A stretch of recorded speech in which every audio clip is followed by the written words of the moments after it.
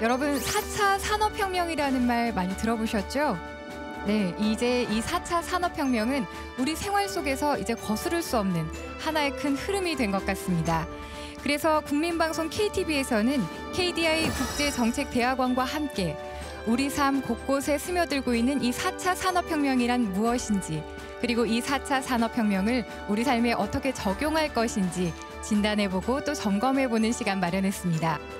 미래포럼 4.0 첫 번째 시간으로 2018년도 평창 올림픽에서 선보일 인공지능과 첨단 정보통신 기술들이 어떻게 융합되고 구현될지, 대한민국 최고 전문가 4분을 모시고 릴레이 강연을 진행해 보려고 하는데요. 지금 이 자리에는 전 세계 곳곳에서 모이신 KDI 국제정책대학원 연구생들이 자리해 주셨는데요. 여러분 반갑습니다. 그럼 지금부터 본격적으로 미래포럼 4.0 문을 열겠습니다. 네, 미래창조과학부 강성주 정보통신사업정책관을 모시겠습니다.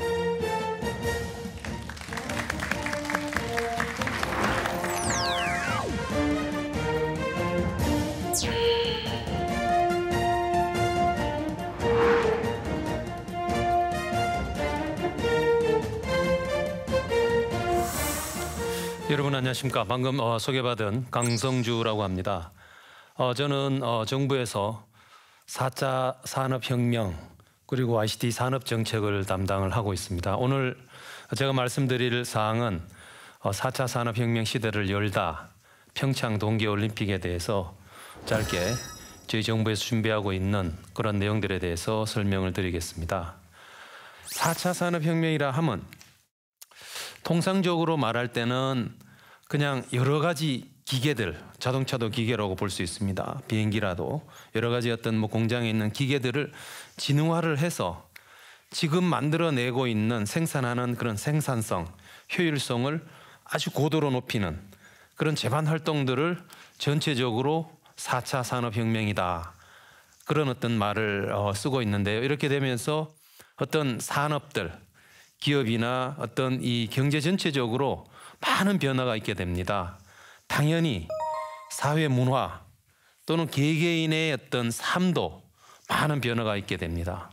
그런 면에서 많은 국가들은 4차 산업혁명에 대해서 나름대로 국가적인 또는 어떤 기업이면 기업 차원에서의 전략을 만들어서 여러 가지 준비를 하고 있는 것이죠.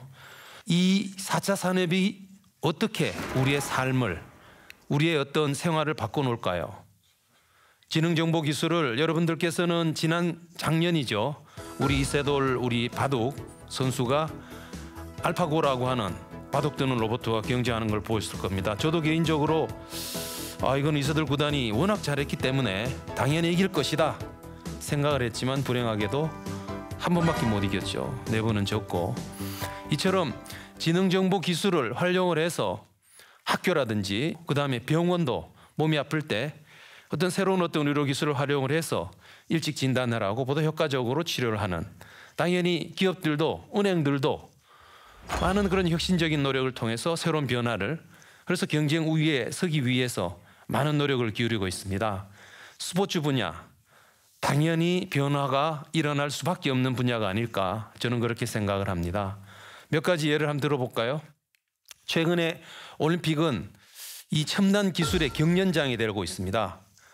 2010년 밴쿠버에서 올림픽이 열렸는데 그때는 트위터라는 서비스를 적극적으로 올림픽에 활용을 했습니다. 12년 런던 올림픽, 그때는 소셜 네트워크, SNS 서비스가 활성화돼서 소셜 올림픽이라고 불려지고 있습니다. 그 다음에 소치 올림픽, 그때는 맞춤형 서비스 가 많이 활용이 됐습니다. 이게 BYOD라고 그래서 Bring Your Own Device라고 그래서 내한테 맞는 스마트폰 디바이스를 가지고 서비스를 하는 그런 기술을 선보였고, 작년에 브라질 리우 올림픽에 여러 가지 기록들을 관리하는 시스템을 최신 첨단 기술인 클라우드를 이용을 해서 나름대로 어떤 브라질의 어떤 기술력을 뽐내는 시도를 했습니다. 이처럼 최근에 올림픽은 그 주최 국가에서 자기들의 기술력을 뽐내는, 그렇게 해서 스포츠인들의 축제이기도 하면서 또 다른 한편에서는 기술력을 자랑하는 그런 어떤 올림픽으로 바뀌어가고 있습니다. 자, 내년 2월, 9월 달에 우리나라 평창에서 올림픽이 열리게 됩니다. 어떤 올림픽을 우리는 준비를 해야 될까요? 무엇을 해야 될까요? 저희 정부에서는 개최지가 결정이 되고 어떤 주제를 정하면서 평창 동계올림픽을 우리나라 국가가 가진 장점을 최대한 보여주는 스포츠인들의 축제이지만 한편으로는 세계를 선도하는 그런 ICT 올림픽으로 평창 동계올림픽을 만들어 보자. 그렇게 해서 우리나라가 가진 첨단 ICT 기술력을 전 세계 스포츠인들 75억 전 세계인들과 같이 나름대로 스포츠를 그다음에 새로운 문화 이벤트를 서로 즐겨보자. 그런 주제를 가지고 지금 준비를 하고 있습니다. 지금부터 그에 대해서 몇 가지 좀 소개를 해드리고자 합니다. 전 세계인들이 대체로 지금 쓰고 있는 휴대폰은 4세대입니다. 다음 세대는 당연히 5세대가 되겠죠. 5세대 이동통신 기술을 세계에서 최초로 내년에 2018년에 통상적으로 기술하시는 분들은 2020년경 아마 많은 국가에서 서비스를 할 것이다. 그렇게 준비를 얘기를 하고 있습니다만 저희들은 내년에 5G 올림픽을 구현을 해서 다양한 서비스를 제공을 했으면 합니다.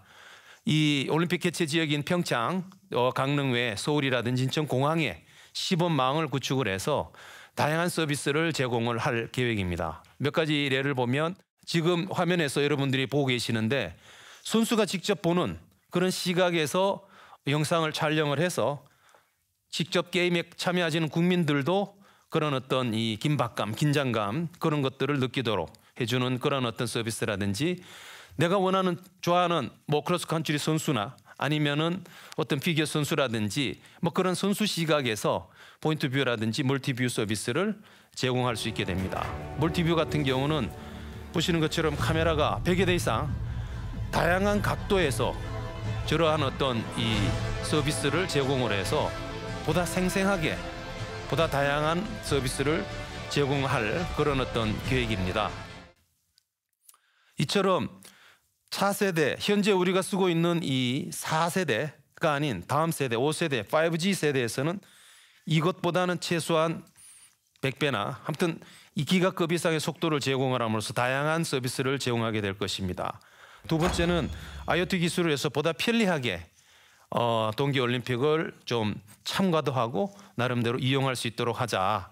그래서 예를 들면 내가 길을 잘 모른다. 평창이든 이쪽에 강릉이든 그러면 나름대로 내가 현재 있는 위치에서 내가 가고자 하는 위치까지 손쉽게 길을 안내해 준다든지 그다음에 거기에 내가 어떤 경기에 내가 좋아하는 선수한테 뭔가 메시지를 또는 환영하는 인사를 보내주고 싶다 하는 그런 어떤 사이니지 서비스를 그다음에 차를 내가 갖고 왔다. 파킹랏이 어딘지 찾기가 참 사실 쉽지가 않습니다. 그럴 때 주차장 정보를 제공해 주거나 아니면은 주변에 어떤 명소나 가운데 아름다운 곳이 많습니다. 그래서 관광 정보를 제공해 줄 수 있도록 그런 편리한 IoT 올림픽을 준비를 하고 있습니다. 세 번째로는 지금 현재 우리가 보고 있는 TV HD라고 얘기하는데 이거보다는 훨씬 더 한 4배 이상 더 선명한 그런 UHD 중계를 해서 현장의 감동을 어떤 멀리 지구촌에 있는 분들하고 같이 공유했으면 합니다.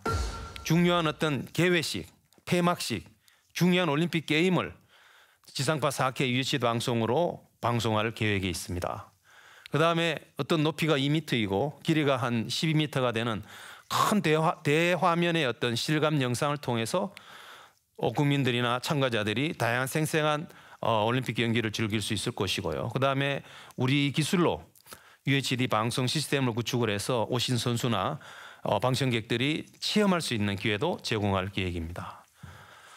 다음으로는 지금 앞에서 잠깐 제가 알파고나 몇 가지 말씀을 드렸습니다만 최근에 기술 트렌드 중에 하나가 AI라고 합니다. 인공지능이라고 합니다.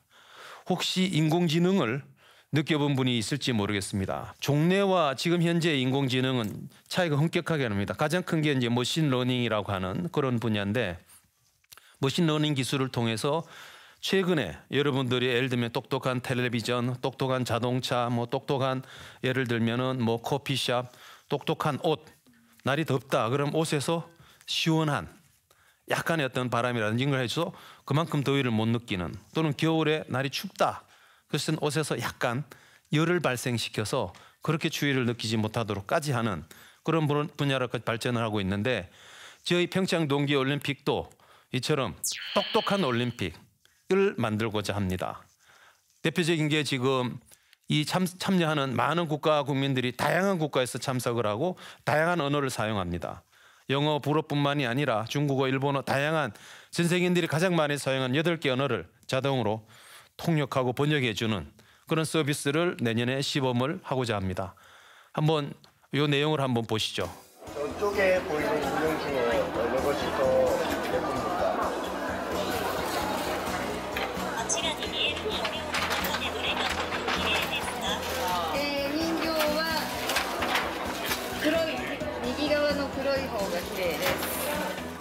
다음 두 번째로 저희들이 준비하고 있는 게 바로 이 지난번에 있었던 바둑대회 못지않은 동계올림픽에서 많은 분들이 좋아하는 이 컬링이라는 종목이 있습니다. 컬링이라는 종목을 인공지능을 접목을 해서 어떤 인공지능과 로봇가 결합이 된 어떤 이 사이버 어떻게 보면은 인공 로봇과 진짜 컬링 선수 간에 서로 이렇게 대회를 개최하는 AI 컬링 대회를 준비를 하고 있습니다. 아마 알파고에 이어서 새로운 어떤 어떤 AI 중심의 스포츠가 되지 않을까 싶은데요. 그 다음에 요즘 많은 어떤 언론이나 미디어를 통해서 자율 자동차는 얘기를 많이 들었을 겁니다. 평창 동계올림픽 기간 중에서도 자율차를 나름대로 어떤 부르고 스톱을 하고 타서 시승하는 그런 어떤 체험 기회를 준비를 하고 있습니다. 그 다음에 마지막으로는 이제 올림픽은 축제의 장입니다. 그래서 즐기는 나름대로 재미있는 가상현실 기술이 최근에 많이 활용이 되고 있는데 가상현실을 통해서 눈으로 단지 보는 게 아니라 직접 내가 즐기는 올림픽으로 준비를 하고 있습니다. 예를 들면 스키 점프, 봅슬레이라든지 스노보드 같은 그런 종목을 시뮬레이터를 통해서 가상 체험할 수 있도록 저희들이 준비를 하고 있는데 지금 스키 점프하는 모습을 한번 보시죠. 저처럼 시뮬레이터를 통해서 저 어린이가 지금 스키 점프대를 내려가고 있습니다. 내려가는 그 상황을 보고 이제 점프를 하게 되는 거죠. 저렇게 해서 가상 체험하는 그런 어떤 체험장을 만들고 있고요. 그 다음에 테마파크, 이렇게 뭐 슈팅이라든지 롤러코스터 같은 그런 어떤 판타지 형태의 어떤 테마파크형 가상현실 체험 기회도 지금 제공하고자 준비를 하고 있습니다. 그다음 당연히 다양한 종목이 있을 텐데 어떤 경기 영상도 어떤 가상현실 기법을 활용을 해서 중계를 함으로써 어떤 전 세계 시청자들이 보다 실감나게 재밌게 즐길 수 있도록 그렇게 준비를 하고 있고요. 그다음에 드론도 최근에 많은 어떤 국민들이나 전 세계 많은 분들이 드론을 많이 활용을 하고 이용하는 걸 보게 됩니다. 저희 동계올림픽 기간 중에서도 가상현실과 드론 기술을 접목을 시켜서 VR 드론 레이싱 대회를 개최를 해서 평창 동계올림픽이 단순하게 동계 스포츠뿐만이 아니라 다양한 첨단 기술과 접목이 돼서 4차 산업혁명이 어떻게 스포츠 현장에서 일어날지 그런 것들을 준비를 하고 있습니다. 전체적으로 종합을 하면 세계에서 처음으로 제공을 하는 그런 어떤 5G라든지 그다음에 편리함을 도모해주는 어떤 IoT 그다음에 어떤 보다 생생한 화면을 보여주는 UHD 그다음에 어떤 이 똑똑한 어떤 인공지능 그다음에 어떤 뭔가 재미있는 즐거움을 주는 어떤 이 가상현실 이와 같은 최첨단 ICT 기술을 활용을 해서 평창 동계올림픽을 첨단 ICT 올림픽으로 만들자. 그래서 전 세계 75억 인구와 우리 스포츠를 사랑하는 모든 사람들이 영원히 그분들 가슴에 기억되는 그런 올림픽으로 만들어보자는 노력을 저희들이 하고 있습니다. 국민 여러분들과 참여하는 어떤 스포츠인들 모든 분들의 관심과 협력을 부탁을 드리겠습니다. 감사합니다.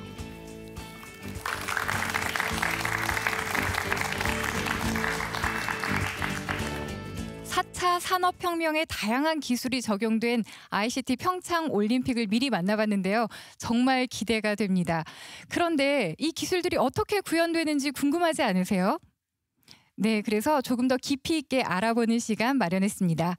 세계 최초 5G 기술을 말씀해 주실 김형준 KT 평창 동계올림픽 추진단장입니다.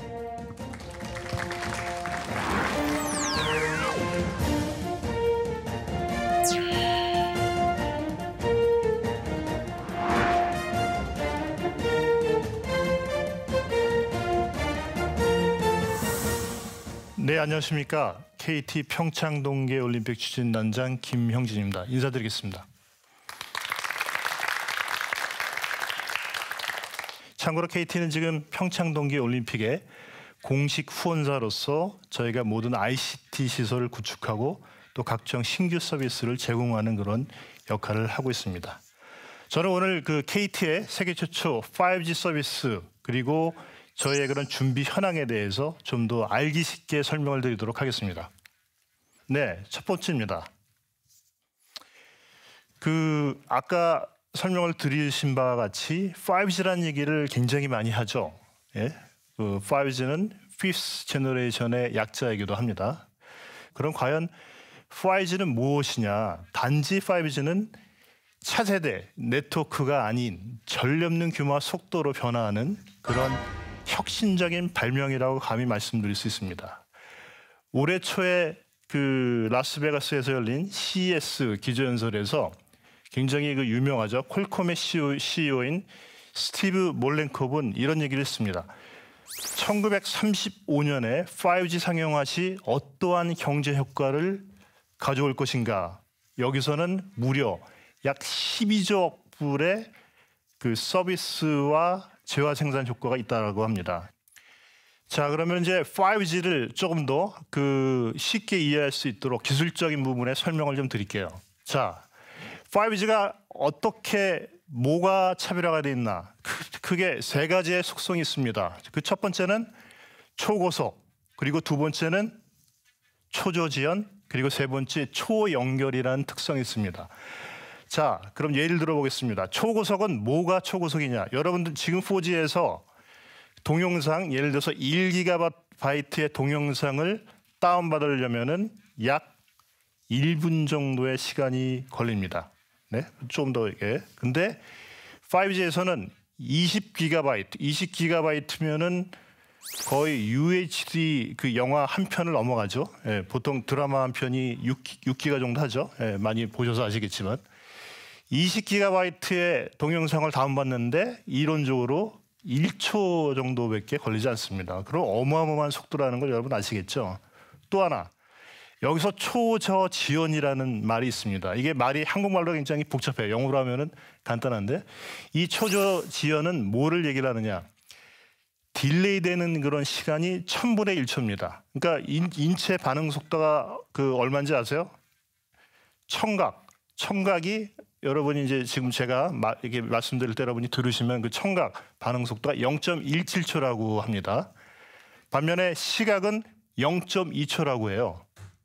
근데 1000분의 1초라는 거는 인체 반응 속도보다 훨씬 빠르게 다가가는 겁니다. 그래서 예를 들어서 이거는 어떨 때 필요하냐? 저희가 얘기하는 자율주행차 많이 얘기하죠. 자율주행차는 왜 속도와 초저지연이 필요한지 아십니까? 이 무인으로 이렇게 운전을 하는데 상황이 변하지 않습니까? 앞차 갑자기 급정거를 한다고 하면은 바로 브레이크를 밟아야 되는데 내가 밟는 게 아니지 않습니까? 그런 상황 변화를 빠르게 인지를 하려면은 초고속으로 데이터를 주고받아야 되죠. 근데 그게 지연되는 시간이 1000분의 1초밖에 안 된다는 겁니다. 인체 반응 속도보다 훨씬 빠르다는 거죠. 자, 이렇게 5G는 이런 특성을 가지고 융합과 혁신을 가져오는 그런 원동력이 된다라고 감히 제가 말씀드릴 수 있겠습니다. 자, 5G는 전 산업에서 혁신을 유발하는 그런 핵심 기반 기술입니다. 과거의 핵심 기반 기술은 인터넷이나 전기, 증기기관 등이 그런 역할을 했습니다. 그러나 5G가 그런 핵심 기반 기술의 역할을 할 것이라는 겁니다. 자, 이런 5G 네트워크에 여러 ICT 기술이 융합이 된다면은 여러분들이 화면에서 보시는 바와 같이 스마트 에너지, 그다음에 팩토리, 그리고 자율주행차, 그다음에 원격 진료, 그리고 나중에 더 나아가서는 미디어와 엔터테인먼트 쪽에 있어서도 바로 새로운 산업이 형성이 되고 발전된 5G를 통한 산업이 좀 더 폭발적인 성장과 혁신을 가져올 수 있다라는 것이죠.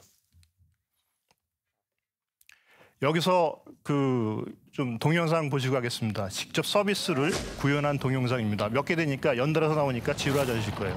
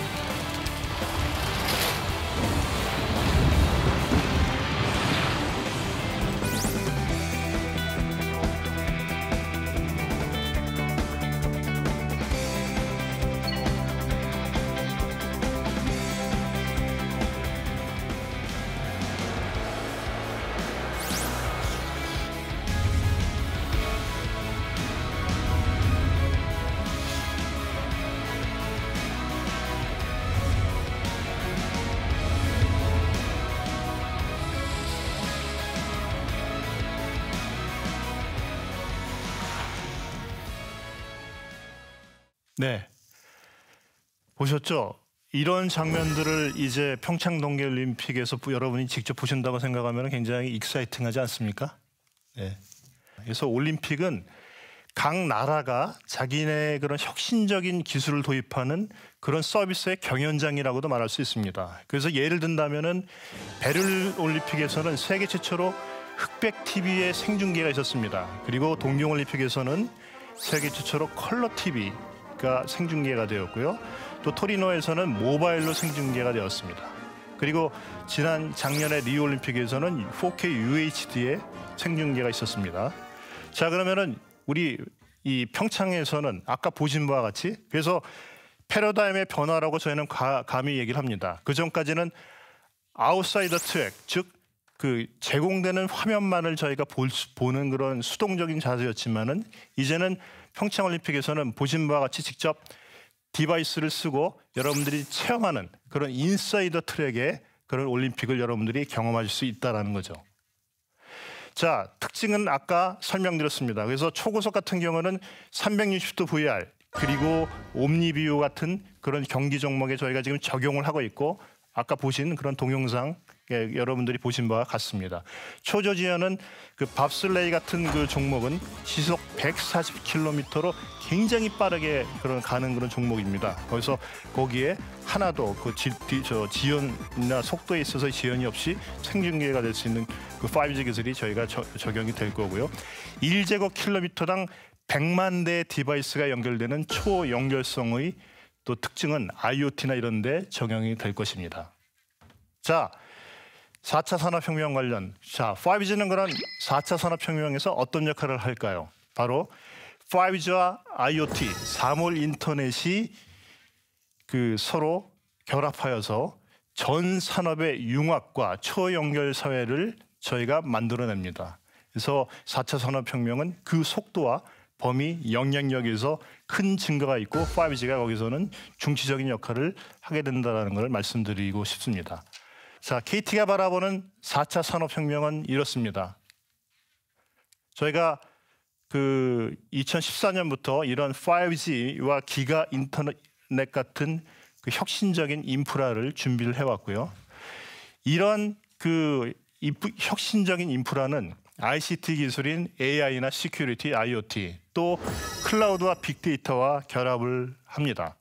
그래서 여러분이 보시는 바와 같이 다양한 미디어, 헬스케어, 스마트 에너지, 커머스, 자율주행 자동차라는 그런 4차 산업을 발전시키고 혁명적으로, 혁신적으로 저희가 국민들이 느낄 수 있도록 저희가 바로 그 백본의 역할을 하게 되는 것이죠. 많이 기대해 주시고 내년 평창올림픽에서는 여러분들이 실질적으로 체험할 수 있는 그런 장을 저희가 제공해 드리도록 하겠습니다. 네, 감사합니다.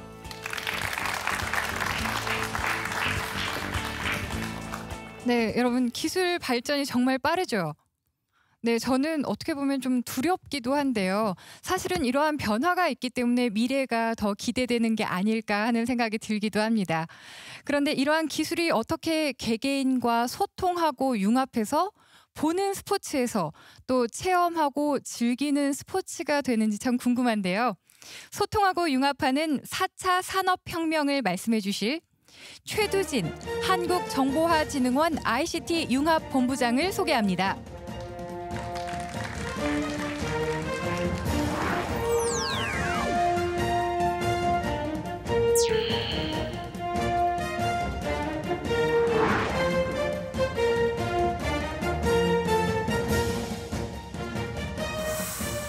네, 여러분 반갑습니다. 방금 소개받은 한국정보화진흥원 ICT 융합본부장 최두준입니다.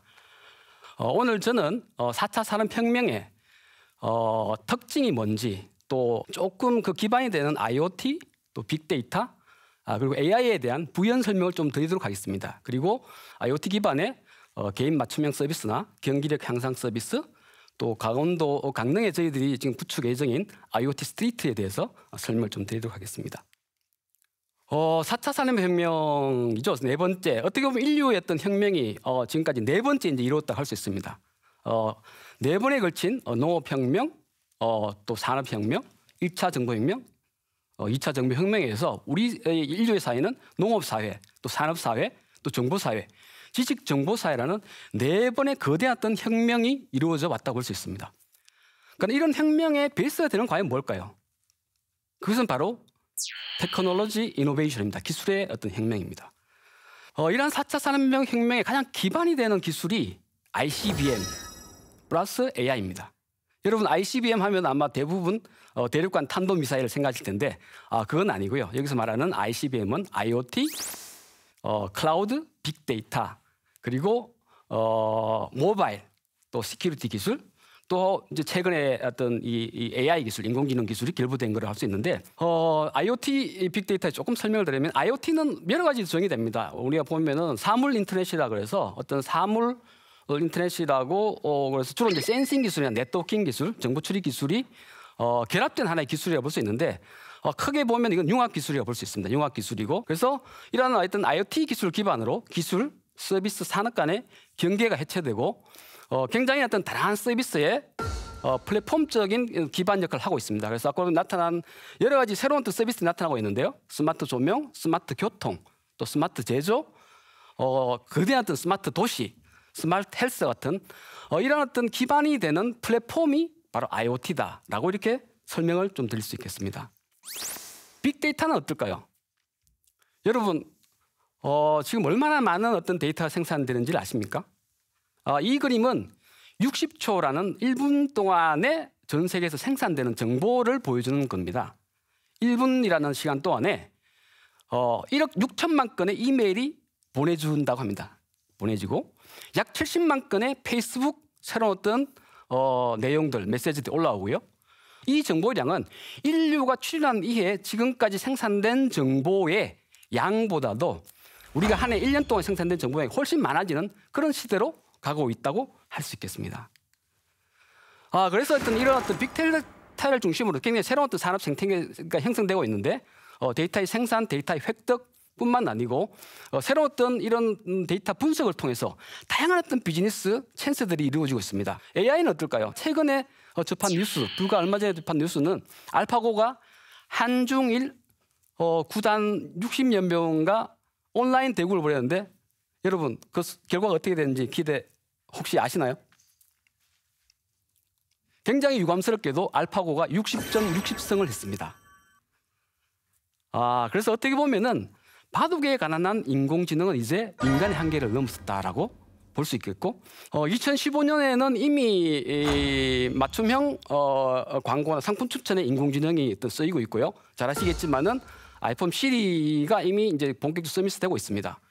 2020년에 가면은 도로 무인장 자율 배송이랄지 홈 IoT 쪽에 인공지능이 많이 될 것이고 자동 통번역 쪽에 2020년이면은 상당히 많은 인공지능 서비스가 이루어질 것이고 2030년에 이루어지면 이제 자율주행 자동차 쪽에 인공지능이 본격적으로 소위 말해서 인베디드 돼서 어떻게 보면 여러분들이 차를 운전하는 게 아니고 차는 자동적으로 가고 여러분들이 그 속에서 사무도 보고 어떤 엔터테인먼트를 즐기는 그런 어떤 시대가 올 것으로 예상이 되고 있습니다.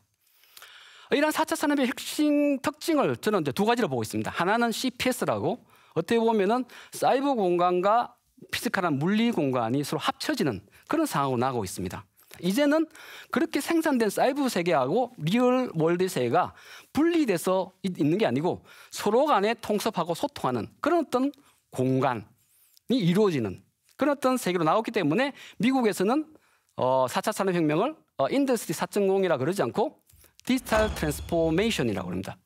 디지털 전환이라는 이런 어떤 용어를 하는데 가장 핵심적인 어떤 기반이 되는 건 저는 디지털이라고 할 수 있습니다. 디지털.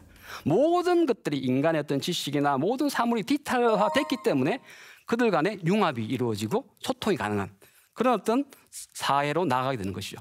과연 여러분 융합이 뭐라고 생각합니까? 컨버전스. 컨버전스는 저는 4단계로 설명할 수 있겠습니다. 첫 번째, 기술의 융합이 일어납니다. 그것은 IT 기술뿐만 아니고 IT 기술, 바이오 기술, 나노 기술 같은 다양한 어떤 기술의 융합이 이루어지는 거고 그러한 기술의 융합이 이루어지면은 우리가 상상하지 못했던 전혀 다른 새로운 서비스들이 많이 등장하게 되는 거죠. 기존에 소위 말해서 기대하지 않았던 우리가 상상으로 생각했던 그런 서비스들이 많이 등장하게 되고 그런 서비스들이 등장하게 되고 융합이 되면서 산업 간의 융합이 이루어집니다. 오늘은 아무래도 평창 올림픽이 주제가 되기 때문에 저는 ICT와 스포츠 융합에 대해서 한 3가지 사례만 좀 드릴까 합니다. 여러분 혹시 골프를 좀 즐기시나요? 저는 가끔 골프를 치기도 합니다. 그런데 필드에 나가게 되면은 돈도 비싸고 새벽 일찍 일어나야 되고 이런 어떤 부분인데 굉장히 골프존이라는 어떤 이 필드의 느낌 그대로 느낄 수 있는 어떤 시뮬레이터라는 어떤 하나의 새로운 서비스가 IT 융합을 통해서 나왔습니다. 예를 들자면 제가 만약에 골프를 할 경우에 GPS 기술을 통해서 가장 가까운 매장에 제가 예약이 가능합니다. 예약이 가능하고 제가 그날 친구들하고 골프한 기록이 바로바로 실시간으로 그 기록이 저장되고 축적돼서 저한테 새로운 어떤 여러 가지 예를 들어 골프 코칭에 대한 어떤 서비스 연결되기도 하고 골프 매장에 물건을 살 수 있는 것도 연결되기도 하고 어떻게 보면은 ICT가 스포츠 융합된 대표적인 어떤 사례라고 볼 수 있겠습니다. 또 하나가 놀라운 어떤 독일 축구팀 하나 사례를 들 수 있겠는데요. 2014년에 월드컵 우승팀이 독일이죠. 그동안 독일은 한때는 녹선 전타 군단이라고 굉장히 어떤 성적이 안 좋아서 이렇게 어떻게 보면 조롱을 받게 됐었는데 2014년에 독일 축구 우승한 데는 여러 가지 요인이 있겠지만 그중에 하나가 ICT 기술을 잘 적용하고 활용했다는 데 있습니다. 선수들 개개인의 어떤 어깨와 무릎에 센서를 부착하고 그 순간순간에 센서에서 부착된 데서 생산되는 데이터를 모아가지고 그 어떤 데이터를 기반으로 전략도 짜고 선수들의 어떤 경기를 높이는 그런 어떤 하나의 솔루션이라고 보시면 됩니다. 얼마나 많은 정보가 모일까요? 한 경기당 한 선수한테 약 한 400만 건 이상의 데이터가 모입니다. 그 데이터에는 운동했던 방향, 또 어떤 여러 가지 심장 박동수, 그다음에 움직이는 동선 이런 어떤 데이터를 기반으로 한 경기에 약 5천만 건의 데이터가 모이는 거죠. 이런 어떤 데이터를 기반으로 최적의 작전과 솔루션을 짤 수 있었기 때문에 독일이 브라질 월드컵에서 성공할 수 있는 계기가 됐던 겁니다. 마지막으로 하나 이제 우리가 느끼는 소위 과연 관객들한테 어떤 서비스가 제공될까요? 이 부분은 KT에서 제공하는 일종의 스마트 스타디움이라고 보시면 됩니다. 수원 경기장이 KT에서 운영하는 하나의 경기장인데 여기에는 다양한 어떤 IT 기술이 접목되어 있습니다. 여기에는 NFC 태그랄지 또 기가 와이파이들이 이제 약 수백 개 설치되어 있어서 관객들은 어떤 걸 서비스를 누릴 수 있냐면은 미리 집에서 예약을 하고 기다리지 않고 바로 입장이 가능하고 자기 좌석을 차지할 수 있고 그 좌석에서 자기가 원하는 맥주나 뭐 치킨 같은 걸 바로 주문을 할 수 있고 또 그 매장 가까이에 있는 야구 배트나 야구 모자 용품에 대한 어떤 정보를 제공받을 수 있고 바로바로 실시간으로 경기 장면을 제가 볼 수 있고 경기에 대한 다양한 기록을 볼 수 있는 그런 어떤 서비스입니다. 과연 이게 IT 기술이 없었다면, IT와 융합이 없었다면 이게 가능했을까요? 평창 올림픽은 말 그대로 ICBM 어떤 최근의 기능정보 기술의 기반이 되는 융합 어떤 ICT 첨단 기술과 스포츠가 결합해서 최고의 어떤 서비스를 제공하는 하나의 현장이 될 것이라고 이제 기대를 하고 있습니다. 저희 쪽에서 제공하는 서비스가 IoT 기반의 서비스입니다. IoT 기반의 편리한 맞춤형 서비스. 예를 들어서 올림픽을 보러 오는 외국 관광객들이 공항에서부터 경기장까지 또 내지는 주변에 관광을 하고 돌아가는 그 순간까지 소위 말해서 끊김없는 서비스를 제공을 하는 그런 어떤 서비스 제공이 되고 있습니다. 이것뿐만 아니고 이제 저희들이 경기력 향상을 위한 서비스도 다양하게 하고 있는데 선수들의 기초 체력 및 건강관리 서비스랄지 또 경기 장비에 대한 경기 환경에 대한 모델링 분석 서비스를 제공하고 있고 특히 이제 저희들이 종목별 맞춤형 훈련 지원 서비스를 하고 있습니다. 저희들이 루찌 어떤 종목하고 스키 종목 또 커링 종목에 대한 어떤 그런 서비스를 제공하고 있는데요. 이 루찌 종목에 대한 어떤 종목에 다양한 어떤 이 경기 선수들의 어떤 정보를 분석할 수 있는 장비에 대한 걸알지 이런 어떤 걸 통해서 이런 여름에도 선수들이 이 어떤 가상의 어떤 경기 훈련을 할 수 있는 그런 서비스를 제공하고 있는데요. 또 한 가지가 저희들이 모든 어떤 이런 기술을 모아가지고 집약적으로 보여주는 IoT 스트리트를 조성하고 있습니다. 강릉 지역에 약 한 2.6km 공간에 지금까지 나와 있는 어떤 자율주행 자동차 서비스랄지 IoT 서비스랄지 또 기본적으로 5G 서비스 기반이 되는 그런 어떤 걸 통해서 문화도 체험하고 또 어떤 감성 조명 인터랙티브 서비스죠. 어떻게 보면 제가 스트리트에 다가갔을 때 음악이 나온다든지 나한테 맞는 어떤 상품을 추천해 준다든지 또 지금 제가 착용한 게 이제 올림픽의 완패스 밴드인데 이 완패스 밴드를 통해서 어떻게 보면은 물건도 살 수 있고 또 교통비도 지불할 수 있고 또 관광지에 가면은 관광 비용도 지불할 수 있는 이런 어떤 서비스를 집약해서 보여주는 IoT 스트리트를 현재 조성하고 있습니다. 꼭 한번 방문해 주시기 바랍니다. 지금까지 기술이 만들어내는 세상 정말 놀라운 겁니다. 스포츠 분야에서도 정말 놀라운 어떤 서비스와 여러 가지 어떤 경기 향상을 위한 서비스도 내년에 아마 오픈될 것으로 예상되는데 그렇지만은 과연 우리가 원하는 사회가 어떤 사회일까요? 기술만은 가지고 되는 사회는 아니라고 저는 봅니다. 그래서 정말 4차 산업혁명이 만들어내는 사회, 지능정보 기반이 되는 사회가 정말 제대로 성공하려면 저는 기술과 함께 ICBMS AI 기술과 함께 어떤 꿈, 상상력, 또 이제 창의성이 기반이 돼야 된다고 저는 보고 있고 또 하나가 무엇을 위해서 이런 사회로 가는가라는 걸 질문 던져봤을 때 어떻게 보면 휴머니티, 인간 중심의 사회 또 어떤 인문학, 리버럴 아트와의 결합 뭐 이런 어떤 부분들 그다음에 철학이 있는 어떤 사회가 결합이 됐을 때 진정으로 말하는 우리가 말하는 새로운 어떤 가치 어떻게 보면 경쟁 일자리에 대한 위협을 받는 그런 사회 로봇과 인간이 경쟁하는 그런 사회가 아니고 어떻게 보면 협업하고 공존하는 신뢰의 어떤 그런 사회가 구축될 수 있을 것이라고 저는 생각합니다. 예, 경청해 주셔서 감사합니다.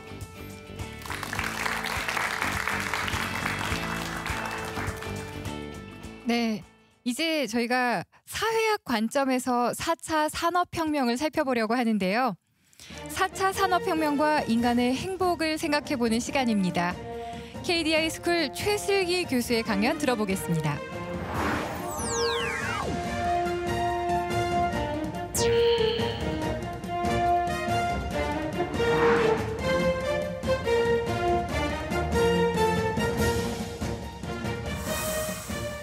안녕하세요. 방금 소개받은 KDI 스쿨의 최슬기입니다. 방청객으로 우리 학생들이 와 있으니까 마치 학교에 있는 것처럼 아주 편안한 분위기인 것 같습니다. 4차 산업혁명에 대한 여러 가지 발표를 들으셨는데 어떻게 좀 미래가 좀 더 기대가 되시나요? 4차 산업혁명 관련돼 가지고 여러 가지 용어들이 듣다 보니까 좀 낯설고 좀 익숙지 않은 그런 부분도 있을 겁니다. 근데 사실 여러분 거의 요즘 스마트폰을 쓰실 텐데 스마트폰 뭐 기계를 열어보신 적 있으십니까? 부품에 대해서도 잘 모르시고 적용된 신기술 같은 것도 이름도 잘 모르실 거예요. 근데 해마다 또 아니면 뭐 경련으로 새로운 신제품들이 계속 나오고 여러분들 또 신제품 또 즐기면서 쓰시고 계실 겁니다. 그런 것처럼 새로운 이제 4차 산업혁명 시대에 새로운 신기술을 기반으로 한 새로운 문화들이 다가왔을 때 여러분들이 또 즐기실 수 있는 그렇게 어렵지 않게 즐기실 수 있는 상황이 될 거라고 생각을 합니다. 제가 오늘 발표할 내용은요. 이게 새로운 4차 산업혁명의 시대가 왔을 때 개개인에게 있어서 어떻게 하면 더 즐거운 삶, 행복한 삶을 사는데 어떤 논점들이 있는지 우리가 좀 신경 써서 즐길 수 있다면 어떤 걸 좀 더 해야 될지 그런 거에 대해서 발표를 하려고 합니다.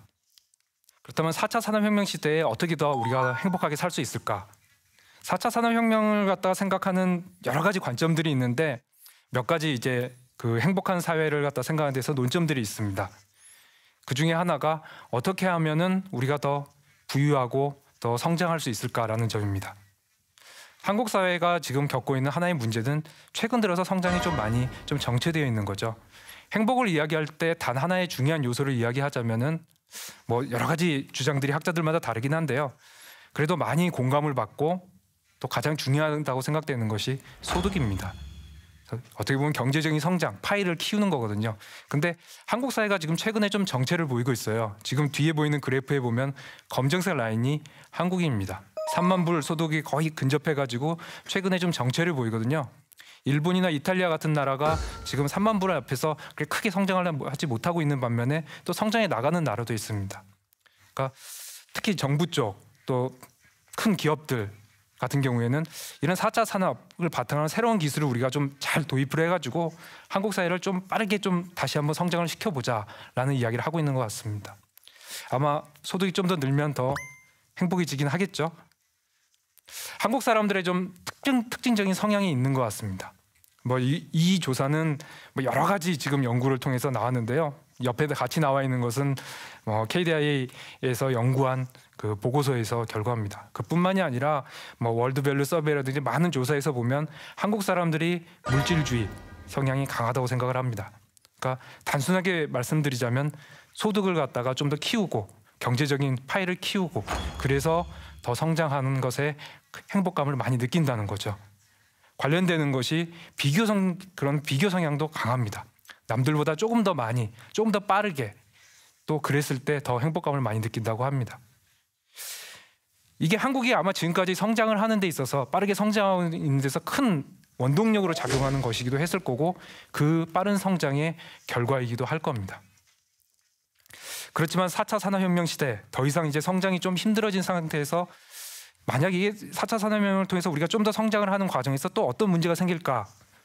첫 번째는 불평등이나 실업 같은 문제가 제기될 수 있을 겁니다. 이게 산업 구조가 바뀔 거고요. 또 더 잘 나가고 더 소득이 많아지는 직업이 있는 반면에 그러지 못한 직업도 있을 겁니다. 세대 간에도 아마 좀 다를 거예요. 그 적응을 좀 빠르게 잘하는 세대가 있는 반면에 그런 걸 잘 못하는 세대가 있을 수도 있고요. 기본적으로 일자리 자체가 줄어들 위험도 있습니다. 새로운 일자리들이 만들어지지 않는다면 과거보다 훨씬 효율적으로 일을 하기 때문에 똑같은 일을 하는 데 있어서 사람 수가 더 조금 필요해지니까요. 이런 문제들도 있습니다. 사실 저는 좀 더 근본적인 문제가 있다고 생각을 합니다. 물질을 기반으로 한 비교, 남들보다 조금 앞섰을 때 그때 갖는 행복감이라는 것은 기본적으로 제로섬 게임입니다. 여러분 제로섬 게임이 어떤 의미인지 아시죠?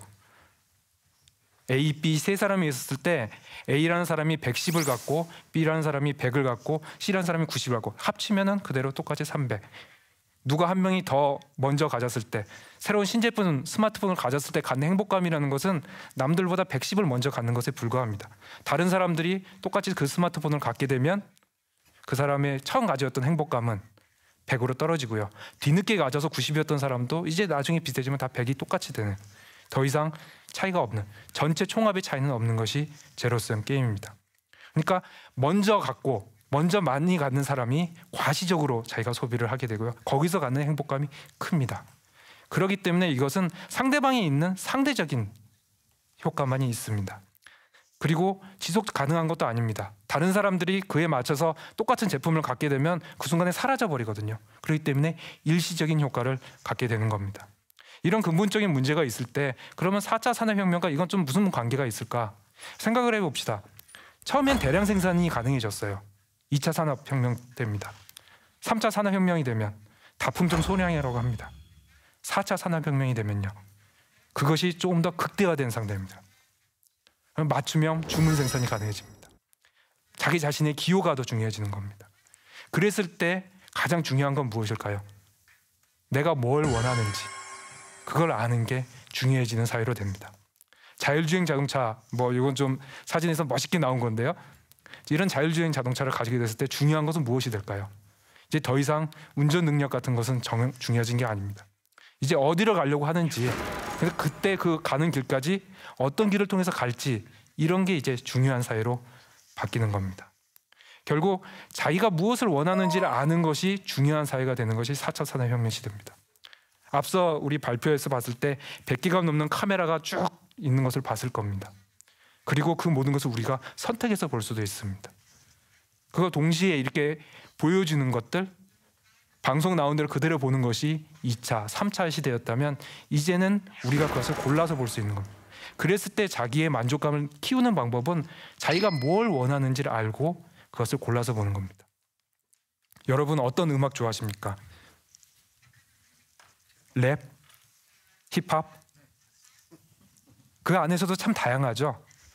그 안에서 구체적으로 어떤 것들, 내가 힙합을 좋아하는데 다른 사람이 힙합을 좋아한다고 해서 행복감이 떨어집니까?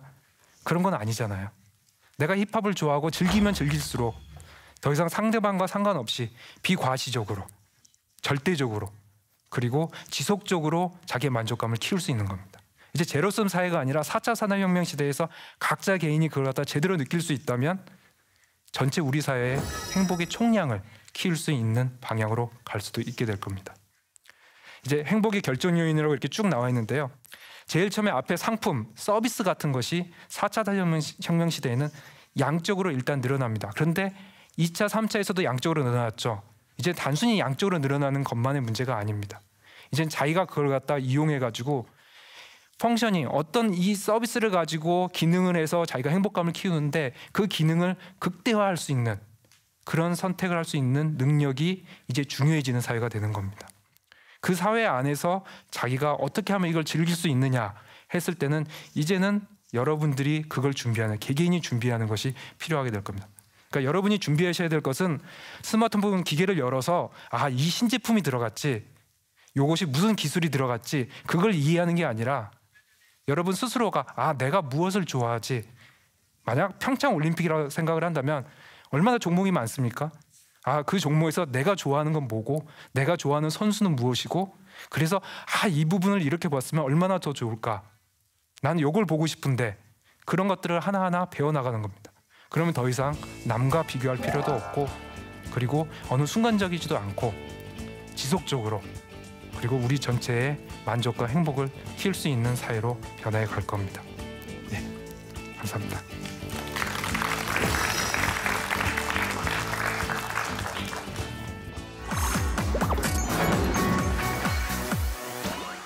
네, 4차 산업혁명의 핵심은 융합이라고 합니다. 결국 인류가 추구하는 행복이라는 것은 나 자신을 알고 또 타인을 알고 서로 이해하고 공감하는 것이라는 이야기가 참 인상적이었는데요. 이렇게 해서 2018년 평창 ICT 올림픽에서 펼쳐질 4차 산업혁명 과학 기술들을 알아보고 또 사회적 관점에서 진단한 4차 산업혁명 시대의 조건에 대해서도 알아봤습니다. 이렇게 강연을 들으시면서 아마 여기 계신 분들께서도 궁금한 점이 꽤 많으셨을 것 같아요. 혹시 질문을 하려고 준비하신 분이 있으신가요? Thank you. My name is Edward Bruslao, and I'm from Ghana in West Africa. I'm a Master of Public Policy student with KDI School of Public Policy and Management. My question is directed to Director General Dr. Seonju Kang. And is there a way to actually watch the Pyeongchang Olympic Games in regions where there's no TV coverage?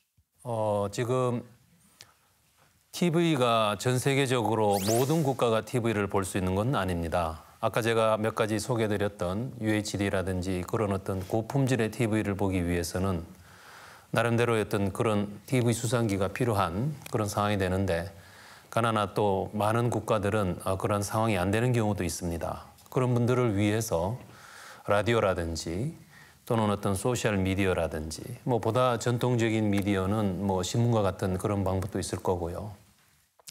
전통적인 미디어를 이용을 해서 나름대로 어떤 평창 동계올림픽의 생생한 모습들을 볼 수 있는 방법들도 강구를 하고 있습니다. 물론 그런 국가들이 빨리 TV라든지 또는 어떤 아까 말한 5G 같은 첨단 기술을 활용할 수 있으면 좋겠지만, 그렇지 못한 국가들을 위해서 라디오나 또는 전통적인 어떤 미디어, 신문이나 소셜 미디어 같은 그런 방법을 강구하고 있다, 그런 말씀을 드리겠습니다. 좋은 질문 감사합니다.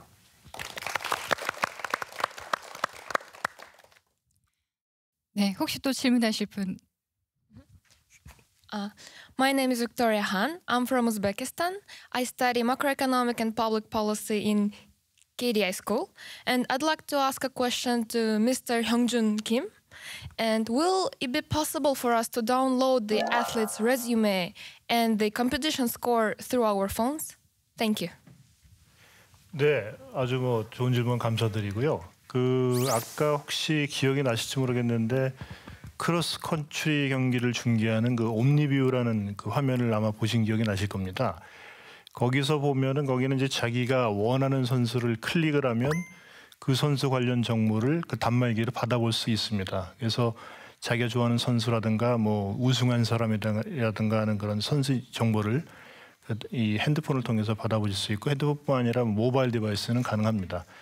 그 외에 이제 다른 그런 종목들은 그 뭐 여러 가지 이제 이슈도 있고 풀어야 할 그런 부분들이 있기 때문에 우선적으로는 크로스 컨트리 경기에 대해서는 가능하다는 말씀을 드리겠습니다.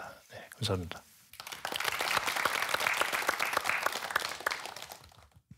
네, 혹시 또 질문을 준비하신 분이 계실까요? Okay, my name is Tashi Gelmo and I'm from Bhutan. I study sustainable development policy at KDI School, and I would like to ask my question to Professor Cheselke. So, Professor, do you expect that we will be forced to change the way we lived and the values that people have shared so far?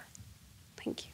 예, 기술의 변화는 이제 보편적으로 적용될 것이기 때문에 아마 모든 나라에서 다 적용이 될 겁니다. 그렇지만 시간에 이제 차이는 좀 있을 거라고 생각을 합니다.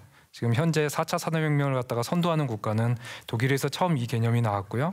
미국이 선도하고 있고 그리고 한국이 지금 앞서가려고 하고 준비하고 있는 중입니다.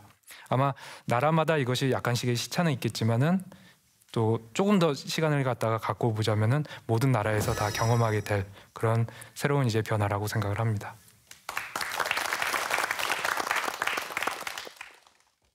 Hello, thank you very much. My name is Adilbek. I'm from Kazakhstan. I study public policy in KDI School, and I would like to ask Mr. Dujin Choi,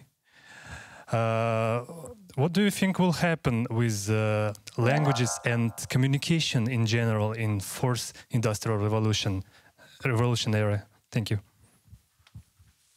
네, 감사합니다. 뭐 4차 산업혁명과 언어의 문제에 대한 질문인 것 같은데요. 기술의 발달에 따라서 지금 굉장히 많은 그 언어 혁명이 일어나고 있습니다.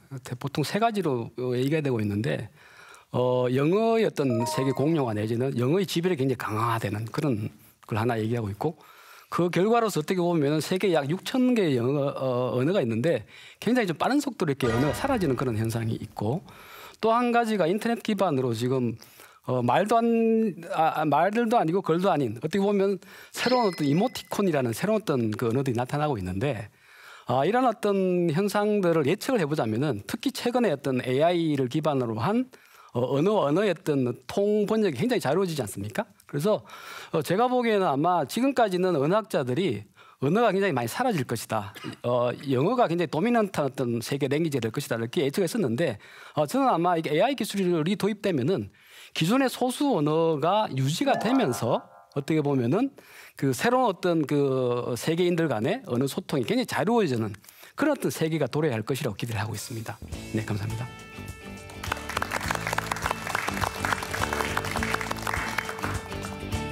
이렇게 방청석에 계신 여러분들께서 다양한 질문 주시고 또 답변을 주셨는데요. 이렇게 네 분의 강연을 듣다 보니까 4차 산업혁명이라는 게 이런 것이구나라는 이해가 조금 되는 것 같습니다. 여러분도 그러신가요? 네. 그래서 저는 이 기술이 적용되는 2018년 평창 동계올림픽이 참 기대가 됩니다. 오늘 좋은 말씀 주신 네 분께 진심으로 감사하다는 말씀 드리겠습니다. 감사합니다.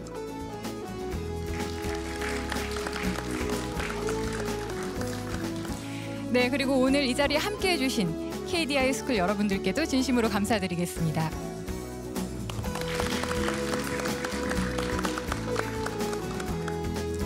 네, 이렇게 KDI 스쿨과 함께하는 미래포럼 4.0 마무리하도록 하겠습니다.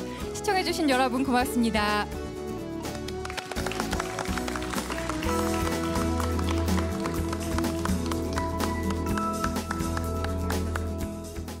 Yes, new points for me. Again, I would like to go back to the fact that we are going to experience an Olympic Games that the world has never seen before, and the fact that the government is actually supporting the efforts of the ministry and the efforts of that's going into the Olympic Games. So, thank you. The most impressive lecture here was about the Pyeongchang Olympic Games, that we can see the videos through the television, and it's very impressive because in my country, in Turkmenistan, we are having this year Asia Olympic Games. But as I know, we don't have this kind of opportunities, so it was very impressive, this kind of things.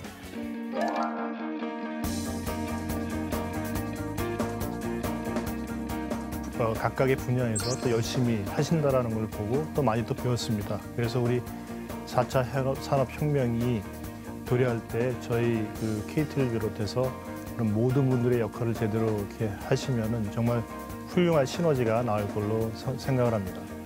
네, 오늘 4차 산업혁명과 관련되는 네 분의 강연을 들었는데 그 내용이 굉장히 알차서 굉장히 많이 도움이 됐습니다. 특히 KDI 스쿨 학생들과 함께 하게 돼서 굉장히 즐거운 어떤 굉장히 익사이팅한 그런 경험이었던 것 같습니다. 이번 동계올림픽이 어떻게 준비하고 있는지 그 내용을 갖다 좀 상세히 들을 수 있었다는 것이 오늘 흥미로웠던 것 같습니다.